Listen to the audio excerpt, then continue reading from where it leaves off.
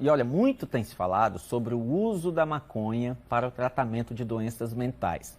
Mas existem tratamentos aprovados pelas autoridades ou comprovação científica da eficácia desse uso. É o que vamos descobrir agora no quadro Que Eu Faço, Doutor.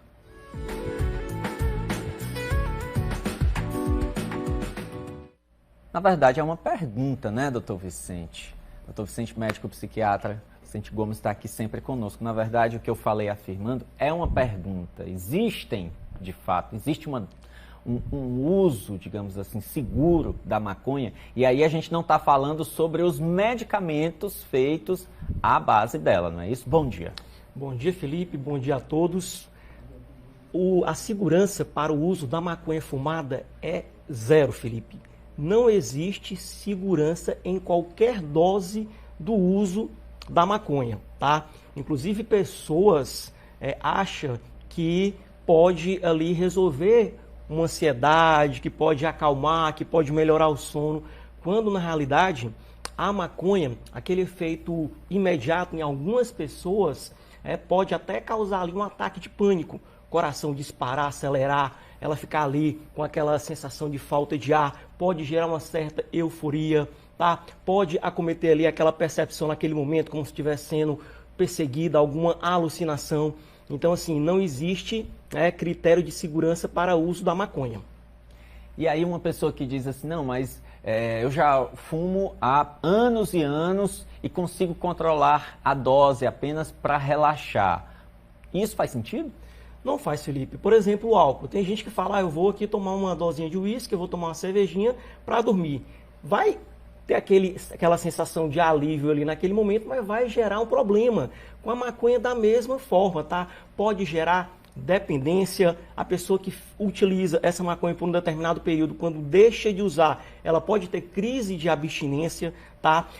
E o foco aqui, principalmente para a gente alertar, seria o uso com relação aos adolescentes, quando ali encontra-se com o neurodesenvolvimento, tá? O cérebro não está completamente desenvolvido ainda. Então, risco até de, além de ter um surto psicótico momentâneo, algumas pessoas que já têm uma predisposição podem evoluir com esquizofrenia, que seria um quadro irreversível. Isso, com o passar dos anos, doutor, pode ser algo rápido?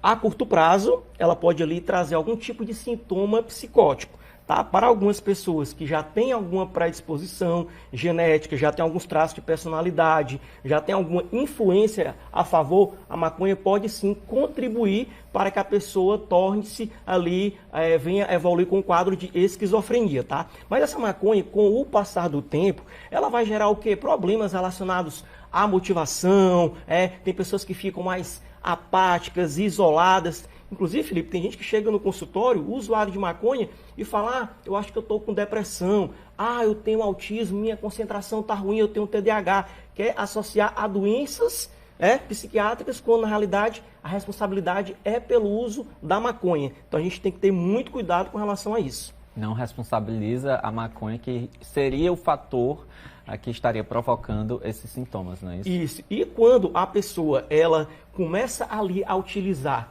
que ela torna-se dependente da maconha, na realidade aquilo que acontece? A pessoa está tentando compensar algo que não está legal. Ou seja, ela provavelmente tem alguma situação ali de base, uma ansiedade, uma bipolaridade, não está conseguindo dormir, vai achar que consegue resolver com o uso da maconha, quando na realidade, além de não resolver, vai gerar um outro problema, que é a dependência química. E tem gente que diz assim, não, eu prefiro fumar a maconha do que, por exemplo, tomar uma medicação, porque a medicação pode me fazer dependente. Isso faz sentido também? Eu estou fazendo aqui meio que o advogado do diabo aqui para o doutor Vicente explicar às pessoas.